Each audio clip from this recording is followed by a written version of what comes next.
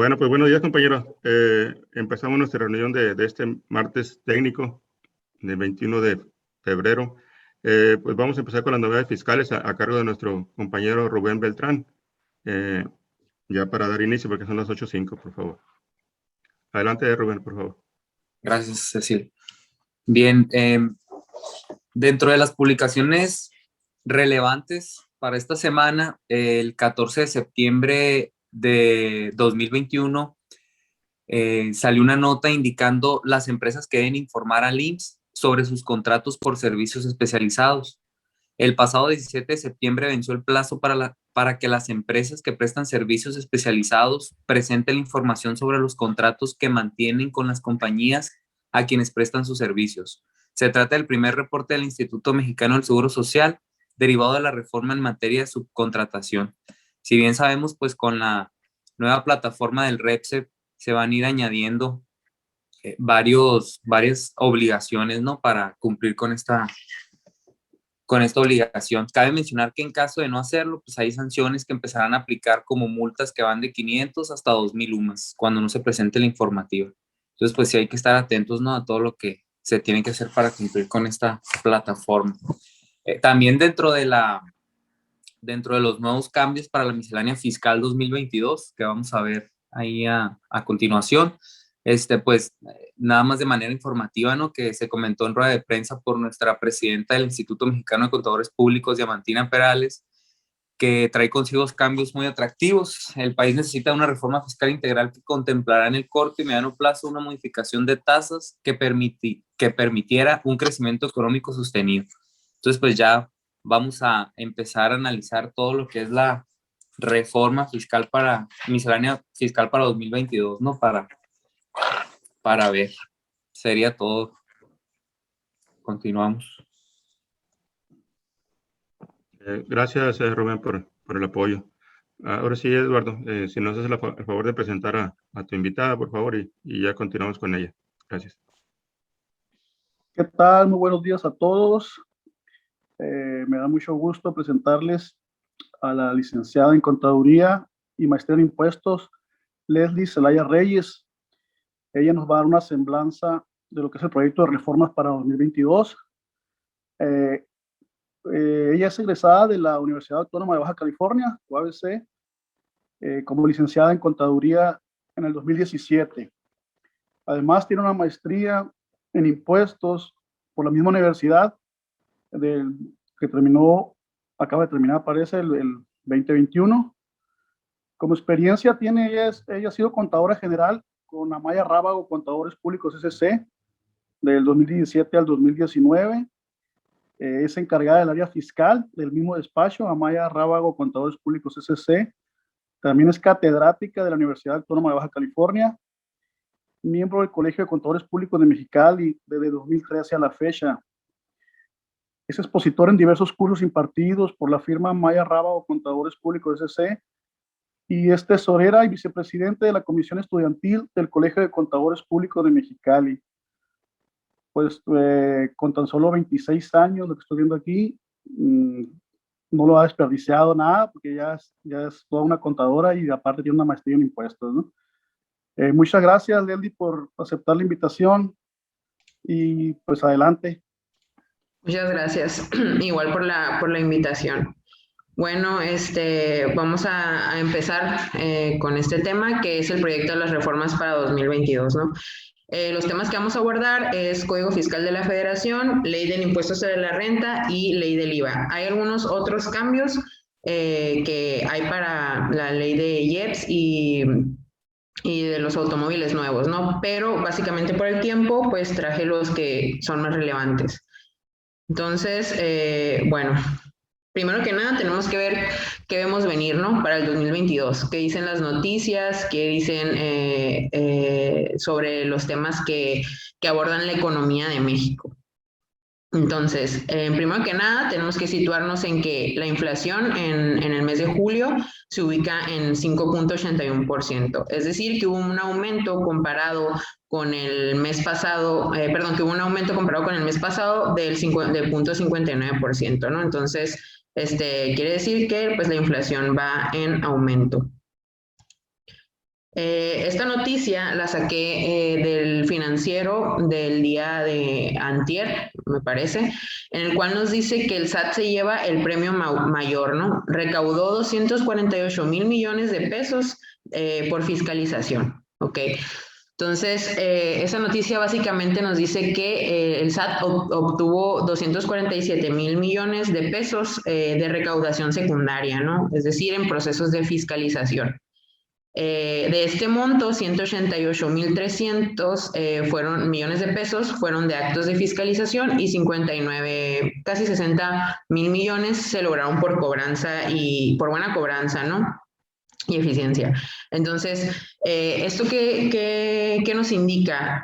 Como bien sabemos, el gobierno de Enrique Peña Nieto ha mencionado mucho que él no va a subir las tasas de impuestos, que no va a haber aumentos en los impuestos, pero siempre ha hecho énfasis en mayor fiscalización. Como lo hemos visto, ahorita pues están al día las invitaciones virtuales y las determinaciones a través de buzón tributario, en las cuales te dicen pues que te invitan a darle el cumplimiento correcto a tus impuestos, ¿no? Entonces el SAT con esta noticia ya nos está diciendo, bueno, yo ya estoy viendo que esto me está funcionando, ¿no? Entonces pues nos da un poquito de perspectiva de lo que va a venir para este 2022, ¿no? Más fiscalización. La siguiente diapositiva nos dice cómo están situados comparado con 2021 y 2022 algunos indicadores, ¿no?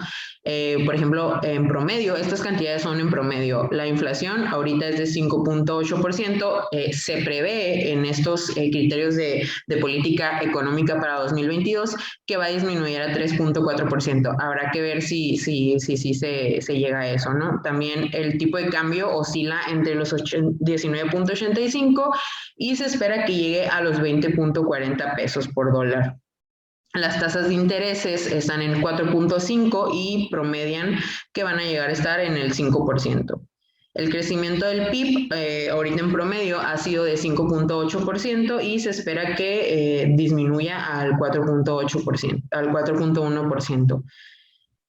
También el precio del barril de 54.47 promedio a 55.10 dólares por barril. Ahora bien, vamos a ver qué es lo que nos dice la Ley de Ingresos de la Federación, ¿no? El año pasado, en esta ley, vamos a hacer un comparativo. En ingresos que se necesitaban para cumplir el presupuesto de egresos de la Federación, teníamos que ocupábamos estas cifras están en millones de pesos, 6.295.736.20, ¿no? Para este año se necesitan 7.088.250.30. En impuestos se esperó recaudar en 2021 3.500.000 aproximadamente y ahora se espera recaudar casi 4 millones de ingresos vía impuestos, de los cuales ahorita en 2022 se esperan recaudar 2.073.493 de ISR, de IVA 1.213.777.90 y de IEPS 505,000, que si lo comparamos con 2021, ambos van en aumento, ¿no? Entonces, el único que disminuyó es el IEPS.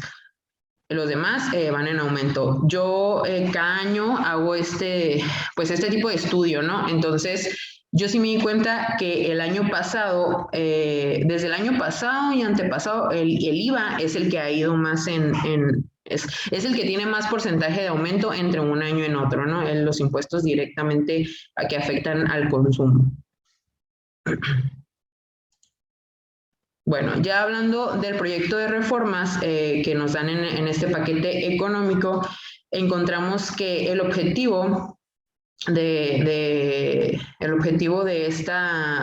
de esta reforma nos dice que es básicamente es para la simplificación administrativa y pues para combatir la evasión y la elusión fiscal. Además que obviamente con esto, con el nuevo régimen que piensan añadir, que más adelante lo vamos a ver, planean incrementar pues que haya más contribuyentes registrados y para ello pues evitar la informalidad, perdón. Bueno, dentro de los cambios del Código Fiscal, uno de ellos es que planean, ahorita en la actualidad nosotros tenemos que el dictamen fiscal que se conocía anteriormente es una opción, ¿no? Podíamos o no optar por dictaminar nuestros estados financieros, pero se planea reformar este artículo en el cual se nos va a mostrar un nuevo artículo para decirnos que aquellas personas que tengan ingresos superiores a 876.171.996 millones de ingresos para efectos del impuesto de la renta sin contemplar IVA, estos van a estar de nuevamente obligados a presentar dictamen fiscal. Igual las personas que tengan colocadas acciones en la bolsa de valores, ¿no? Entonces, básicamente, aquello que era opcional para las empresas que sobrepasen ese ingreso, pues ahora va a ser obligatorio. Sí, obviamente todo esto es si pasan pues por la reforma, ¿no? Sí, al final del día queda en reforma. Ok, también se planea añadir un segundo párrafo al 17H bis del Código Fiscal de la Federación. Esto es decir, el 17H nos habla de la restricción de los sellos digitales a las empresas, ¿no? Entonces, como ya se planea reformar y crear un nuevo régimen de tributación, el régimen de confianza, como lo hemos venido escuchando, se planea añadir que las personas que estén en ese régimen y detecten la autoridad que han omitido 3 o más pagos mensuales un año calendario consecutivos o no, o que no presenten la declaración anual, pues se les va a restringir el uso de los sellos digitales.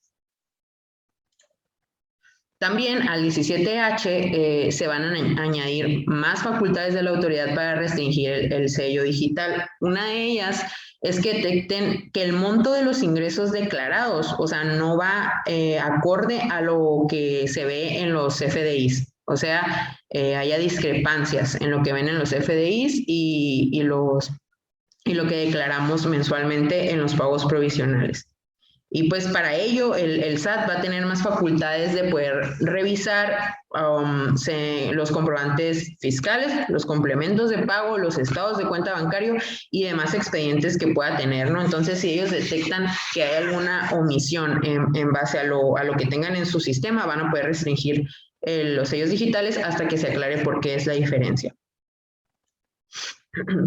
También se añade otra fracción en la cual nos dice que van a restringir el uso de los sellos a las personas morales que tengan socios que por alguna razón les hayan restringido sus sellos digitales, ¿no? O que se ubiquen en los artículos del 69, en alguno de esas partes.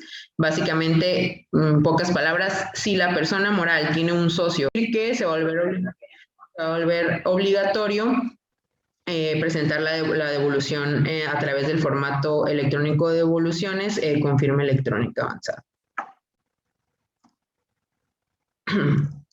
También en la exposición de motivos de la autoridad encontramos que dicen que quieren pedir más información a los contribuyentes cuando hagamos un CFDI de egresos, que se han detectado que por malas prácticas los contribuyentes al final del ejercicio emiten CFDIs de egresos para reducir los ingresos acumulables en las personas morales, ¿no? Entonces, ahora para que nosotros podamos hacer un CFDI de ingresos que estemos simulando una devolución, una bonificación o demás, un descuento, ahora va a tener facultad la autoridad para decirnos, dame el soporte suficiente para saber que sí efectivamente hubo una devolución, que efectivamente hubo una bonificación, ¿no?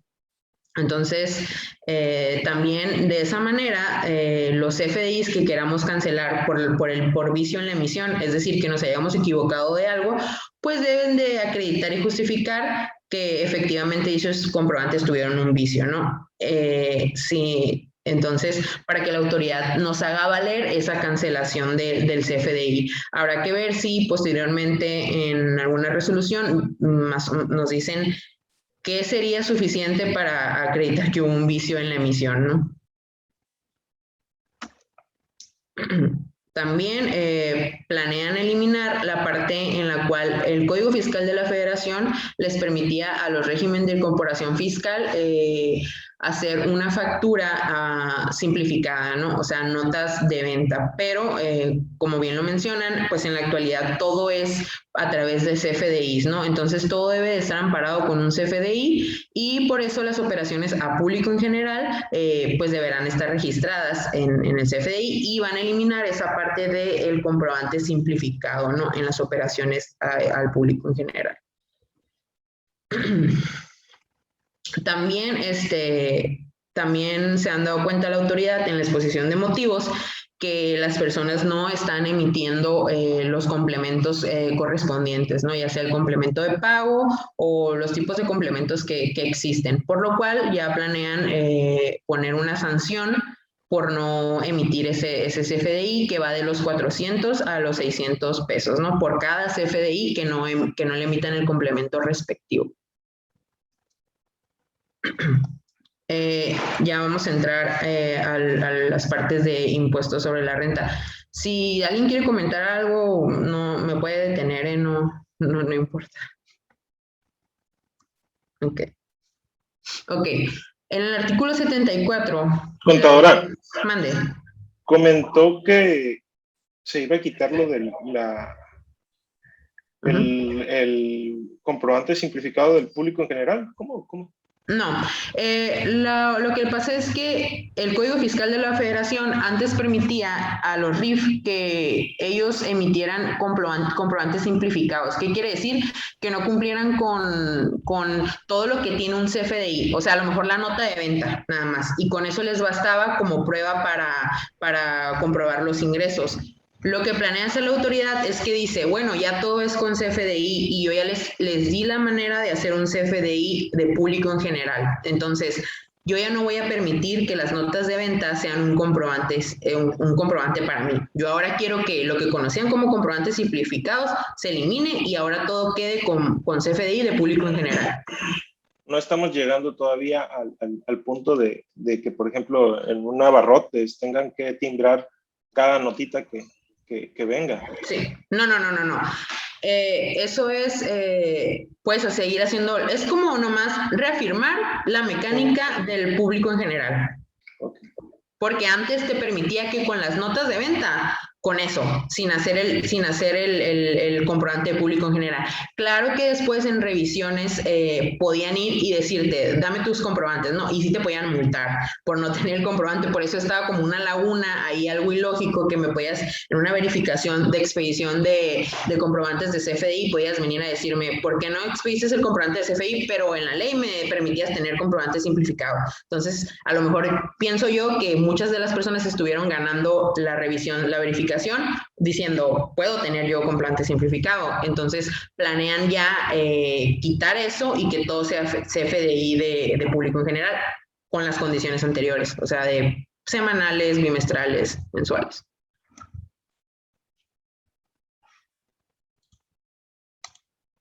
Bueno, el siguiente es lo que se pretende modificar de impuestos sobre la renta. Ok, dentro de nuestro artículo 74 encontramos nosotros quiénes estaban obligados a tributar bajo este capítulo, ¿no? Básicamente eran las empresas que se dediquen exclusivamente a la ganadería, agricultura, silvícola y pesca, ¿no? ¿Qué va a pasar? Van a dejar las dos primeras fracciones en las cuales están ciertas personas morales y van a eliminar la fracción tercera, que nos habla de las personas físicas que se dediquen. ¿Por qué lo van a eliminar? Que se dediquen a las actividades del sector primario, ¿no? ¿Por qué lo van a eliminar? Porque los van a mandar al régimen que vamos a conocer ahora como el régimen de confianza. Ok, entonces también nos va a decir que las personas morales que estén constituidas solo por socios, personas físicas y sean ejidos y demás. Ciertas personas morales que se dediquen a ciertos puntos se van a ir también al nuevo régimen de personas morales, que también ahorita lo vamos a ver, que también es el tipo régimen de confianza, pero de personas morales. Es decir, se van a añadir dos nuevos regímenes, el de personas físicas y el de personas morales. Entonces, también los agropecuarios de personas morales que cumplan con los ingresos que ahorita los vamos a ver, se van a ir para aquel régimen. Entonces, básicamente, eso es lo que se va a reformar de los artículos 74. Lo siguiente es el PTU en la CUFIN. Nosotros para la determinación de la CUFIN siempre utilizamos el resultado fiscal, le restamos los no deducibles, excepto las fracciones, no me acuerdo qué fracciones, pero le restamos esos no deducibles, ¿no? El ISR pagado por la persona moral y la PTU, así lo menciona el artículo que nos dice la determinación de la CUFIN. Pero en base a varios estudios y algo que emitió la autoridad para decir que la PTU no se debía de restar de nuevo al llevar a cabo el cálculo de la CUFIN. ¿Por qué? Porque nosotros partimos de un resultado fiscal y como ya sabemos, el resultado fiscal ya trae la disminución de la participación de los trabajadores. Entonces, básicamente eso así estaba en la ley, réstale el PTU al resultado fiscal, pero todo el mundo sabía pues que ya se había emitido algo por la autoridad en el cual decía no lo restes, ¿no? Pero pues ahora planean reformar y ya quitar esa parte de la ley, o sea, es decir, para evitar esa confusión de que restemos la PTU dos veces. También, como ya hemos visto, salió un decreto hace algunos años de las UMAs, ¿no? Cuándo debíamos de utilizar la UMA y entre ellos, pues nos hablaba de cuando en la ley dijera la palabra salarios mínimos generales, nosotros íbamos a utilizar UMA. Por ahí en varios foros se escuchaba que cuando hablábamos de exenciones no debíamos de utilizar la UMA, seguía siendo salario mínimo general y creo, porque tengo tuve algunos profesores de Ciudad de México que ganaron juicios en los cuales ellos aplicaban el salario mínimo general y no la UMA, ¿no? Como lo había mencionado el SAT en sus criterios. Entonces, lo que ahora planean hacer es, para que ya no exista esa duda, en el artículo 93, donde nos habla de todos los exentos, la palabra salario mínimo general lo van a cambiar ahora sí por unidad de medida. Aquí les puse un ejemplo, ¿no? Los donativos, siempre que el valor total de los recibidos en un año calendario no exceda de 3 veces el valor anual de la UMA, ¿no? Y antes estaba del salario mínimo general. Pero básicamente ese artículo, todo lo que decía salario mínimo general, lo van a cambiar por UMA.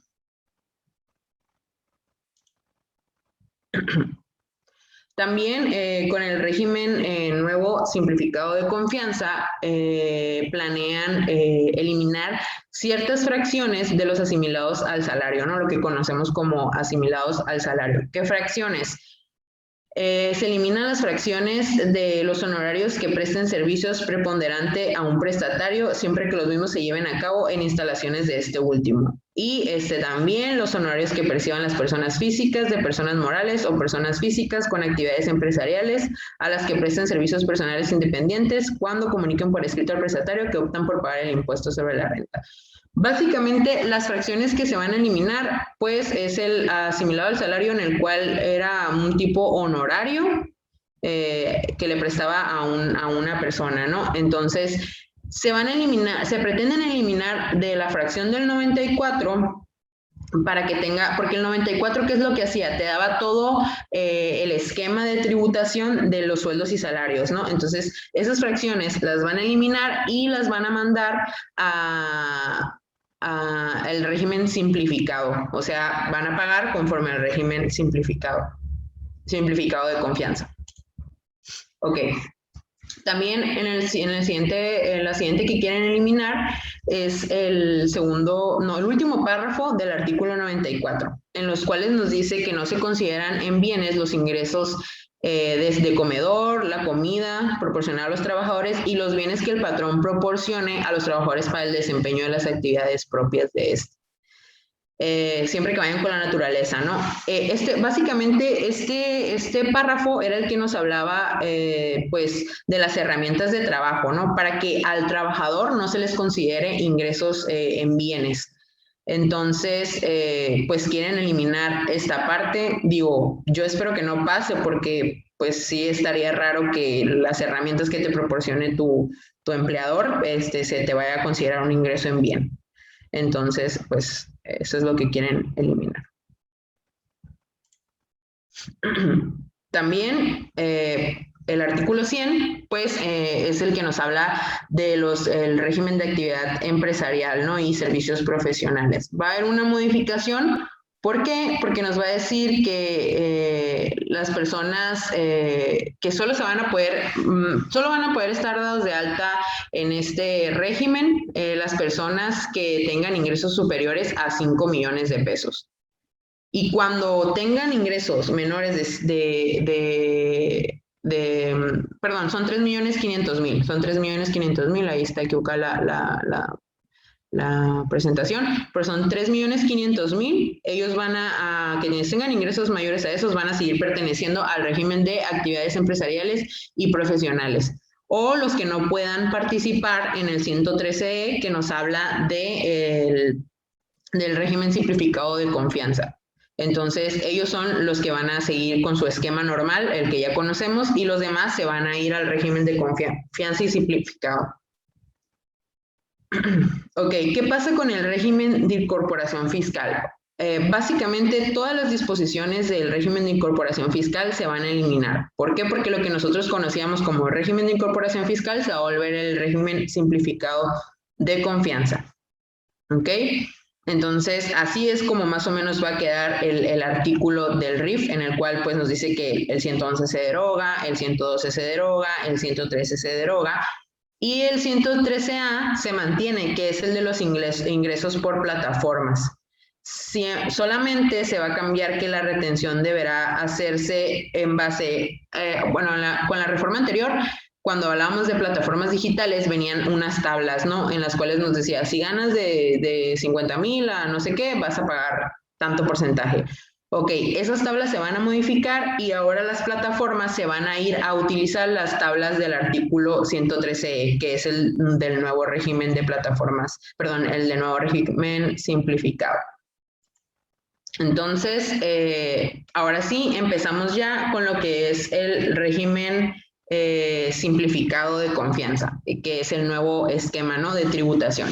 Y nos habla que las personas físicas que realicen únicamente actividades empresariales, presten servicios de manera directa o a través de las plataformas digitales, también los de uso o goce temporal, así como los contribuyentes que se dediquen exclusivamente a actividades agrícolas, ganaderas, silvícolas o pesqueras, y el autotransporte terrestre de carga federal. Es decir, todas aquellas personas que les fui diciendo que fueron sacando de los demás capítulos, que ganen ingresos menores a 3.500.000 podrán optar por pagar el impuesto en base a esta sección, ¿no? ¿Y de qué trata esta sección?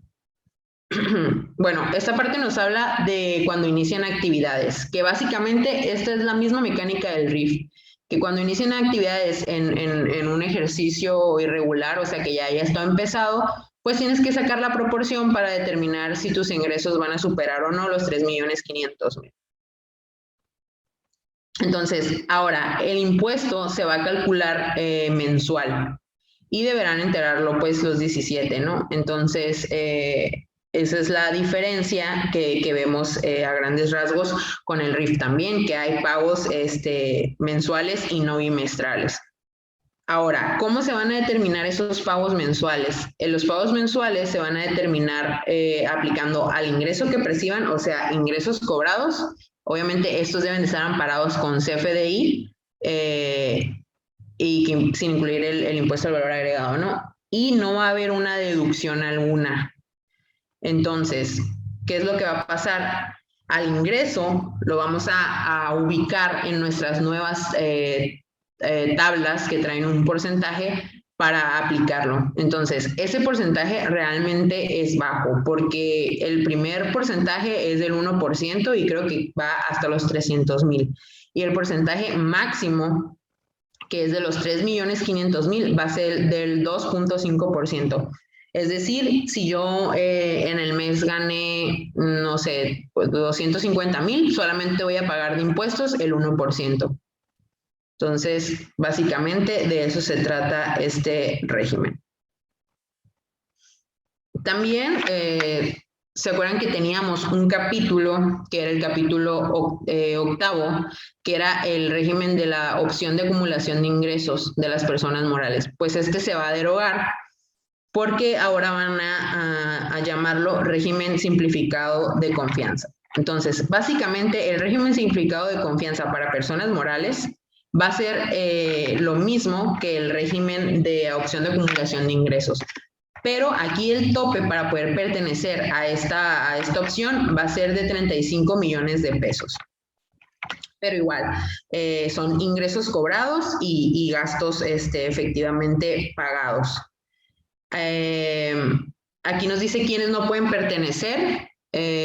Básicamente, pues son los que realicen fideicomisos, los que tributen conforme a los capítulos 4, 6, 7 y 8 del título 2 de esta ley, son algunas personas morales, y pues básicamente es lo mismo que el anterior, simplemente ahora se aumentan los ingresos que puedan tener para estar en este régimen. Entonces, también nos dice que, como les mencioné, que son efectivamente los ingresos cobrados, básicamente. Y también nos habla de las deducciones autorizadas que van a poder tener, que, como vuelvo a repetir, es básicamente lo mismo. La diferencia es que, bueno, y aquí van a considerar las inversiones y los no deducibles en los términos del artículo 28 de la ley, ¿no? Las inversiones, como ya las sabemos, a través del capítulo de inversiones de las personas morales. Lo malo es que dentro de este régimen, las deducciones de inversiones van a estar topadas. Me parece que la cantidad va a ser de 3 millones. O sea, no vas a poder tener más de 3 millones de deducción de inversiones. No sé si hasta aquí tengan alguna duda. Bueno, entonces continuamos. El siguiente es los cambios que hay para impuesto al valor agregado. Ok, se planea reformar el artículo 2 añadiendo al inciso B, que son ingresos, son actos o actividades grabados al 0%, las medicinas de patente y productos destinados a la alimentación humana y animal, a excepción de los que ya conocemos, ¿no? Nada más van a agregar la palabra alimentación humana y animal. También van a añadir un nuevo inciso donde nos van a decir que son artículos al 0%, las toallas sanitarias, los tampones y copas para la gestación menstrual, ¿no? Todo eso que se ha venido viendo en estos años. Ok, esta parte también se planea añadir el artículo 4A, en el cual nos habla de los ingresos no objetos. Ok, la primera parte, que es en lo que va enfocado la autoridad, es en la que nos dice que cuando nosotros tengamos ingresos no objetos y tengamos gastos relacionados directamente con los ingresos no objetos a esta actividad, nosotros debemos de sacar proporción, ¿no? O sea, si los usé, la proporción de que si los usé para este gasto para que me lleve un ingreso grabado y este gasto para que me lleve a un ingreso no objeto, entonces en la proporción que me represente el ingreso grabado del ingreso no objeto, va a ser mi IVA acreditable. Y esa es la primera parte por lo cual va enfocada la reforma, ¿no? Para que empiecen a hacer esa proporción de IVA de los gastos que tengamos, que tengan que ver con ingresos no objeto, ¿no? Ahora también la parte que yo veo es que nosotros dentro de la materia, cuando le estudiamos la ley del IVA, vemos que existen ingresos no objeto, ¿no? Pero yo me acuerdo que nos confundía mucho el decir, bueno, ¿y esos dónde están definidos, no? Pero básicamente lo definía el artículo 1, en el cual nos decía que los actos o actividades que se lleven a cabo en territorio nacional. Entonces, quiere decir todo aquello que no se llevaba a cabo en territorio nacional, pues era un ingreso no objeto, ¿no? Entonces, ya con esto, con este artículo también nos aclara o nos da la definición exacta de cuándo se considera un ingreso no objeto. Y ya lo dice, cuando el contribuyente no realiza en territorio nacional los actos o actividades. También, pues, en congruencia a lo de la eliminación del régimen de incorporación fiscal de la ley del impuesto sobre la renta, pues se van a eliminar todas aquellas disposiciones que estaban enfocadas a este régimen y se van a eliminar, ¿no? De la ley del impuesto al valor agregado. ¿Qué es lo que va a suceder? Pues ahora ya va a hablar de las personas que se dediquen al régimen de confianza y básicamente pues ya no va a haber, ya tampoco va a haber pagos provisionales bimestrales, ¿no? Van a ser ahora mensuales cuando tributen en esos regímenes. Y por último también, no sé por qué se terminó de compartir, pero también, ¿qué pasa con las personas que ahorita actualmente están en el régimen de incorporación fiscal? A través de un artículo transitorio que va a venir en la ley del IVA y de la ley del ISR, nos va a decir que las personas que sean RIF hasta el 31 de este año, o sea, el 31 de diciembre del 2021, ellos van a poder continuar a lo largo del tiempo con todas las disposiciones que ya tenían y beneficios. O sea, el RIF que se genere hasta el 31 de diciembre de este año queda igual, con los beneficios iguales y la manera de tributar igual. Pero a partir del 1 de enero del 2022, si se aplica la reforma, claro está, ya nadie va a poder pertenecer al régimen del RIF, o sea, ya no va a poder haber nuevos RIF, pero los RIF que ya estaban se pueden mantener con las condiciones actuales. Y de igual manera, pues esto implica tanto IVA como ISR. Entonces, básicamente, pues esas son las reformas que plantea el llevar a cabo el gobierno.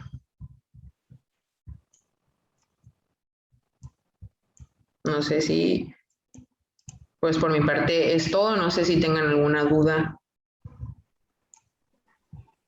Buenos días, Leslie. Hola, buenos días. Bueno, aquí nada más haciendo un análisis, aquí que tenemos muchos clientes con sector primario por la pesca. Sí. Pues de alguna manera les viene a afectar un poco, porque si bien es cierto, van a pagar un impuesto mínimo, pero que eran muchas veces contribuyentes que por su exención, pues no pagaban ni siquiera un peso de impuestos, ¿no? Sí, claro. Entonces, sí. Creo que de alguna manera ahí sí se podrían ver algo afectados, aunque digo, la cantidad a pagar es mínima, ¿no? Sí. Yo a lo que leí de toda la reforma y los comentarios va a ser opcional. O sea, va a ser opcional si quieres pertenecer, o no al régimen. O sea, si no, te puedes quedar dentro de los demás regímenes, ¿no? Ahí habrá que ver, porque sí, claro, analizándolo yo con mi jefe, ¿no? Porque hablamos mucho de estos temas, sí nos quedamos, bueno, hay que hacer algunas corridas para ver si me conviene o no quedarme con lo exento que ya tengo en el régimen o irme y migrarme a estar pagando un porcentaje pues menor, ¿no? Ya va a depender de cada característica de las empresas. Además, bueno, hay muchas más también hay que ver, porque yo no miré que en las reformas hablaran de nada de las facilidades administrativas y demás, ¿no? Que son otros beneficios que los tienen los sectores de agropecuarios. Entonces, habrá que ver qué tanto se modifican esas partes, ¿no? Que ya es algo que el SAT emite. Habrá que ver si a lo mejor ahí añaden algunos otros beneficios para el régimen de confianza, si eliminan o no los que ya están para el régimen para el régimen agrícola.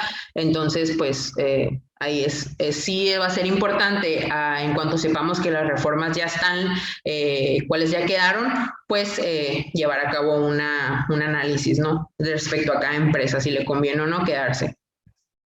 Así es, como dices, pues no deja de ser propuesta, ¿no? Y habría que ver los cambios que pudieran llevarse a cabo. Y la otra también que quería comentar es lo poco afortunado de las declaraciones del gobierno al decir que no van a necesitar un contador público. ¿Sí?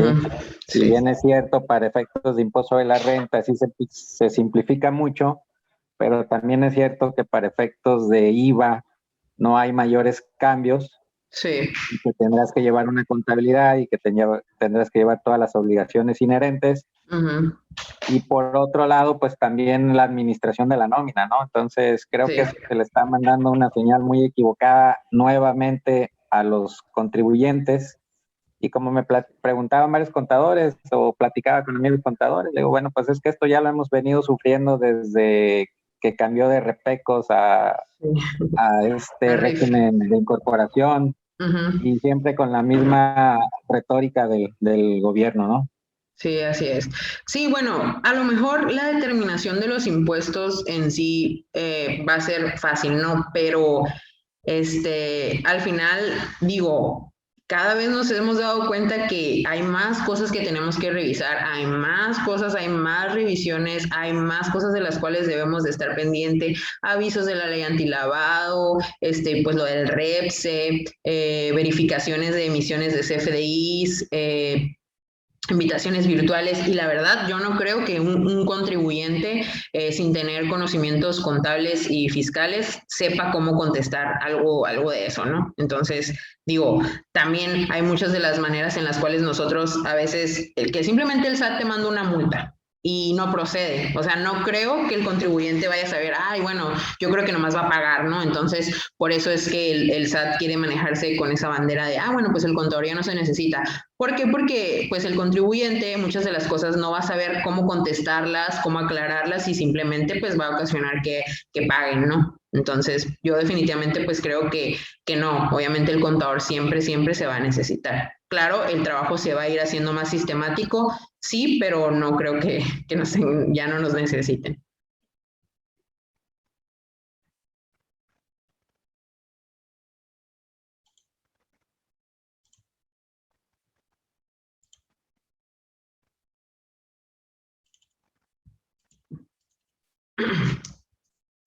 Bueno, no sé si hay alguien. Hola, compañeros, comentario. Compañero Eduardo Reyes. Presente. No, pues como dice la contadora, vamos a esperar pues a ver qué es lo que sale firme, ¿no? En estas reformas, y esperar también las modificaciones que vaya a haber. Vamos a estar pendientes. Pues yo le agradezco mucho, Leslie, que nos hayas apoyado esta mañana, y pues esperemos que nos veamos en otras ocasiones por aquí. Sí, muy bien, muy bien. Muchas gracias igual por la invitación. Gracias, Leslie. De nada. Muchas gracias, Leslie. Le hacemos llegar lo que es la constancia por correo. Ahí yo creo que Eduardo debe tener los datos ahí para hacerle llegar su constancia. Sí, muchas gracias. Bueno, pues muchísimas gracias. Si alguien tiene algún otro comentario, no sé si ya tomaste foto, Alma, de los que tuvimos. No, hay que cerrar la presentación para que aparezca en galería, por favor. Sí, la cierro. Gracias.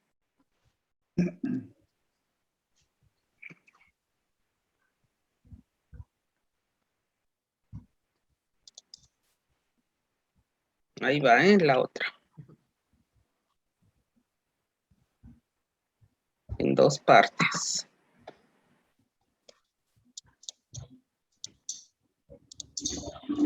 Apenas así te dejas ver, Rodi. Sí, ¿verdad? Para la foto. Listo, ya. Gracias. Se llama, Rodi. Bye bye, buen día. Buen día, Igualmente. muchísimas gracias, bonito día para todos. Gracias. Hasta luego.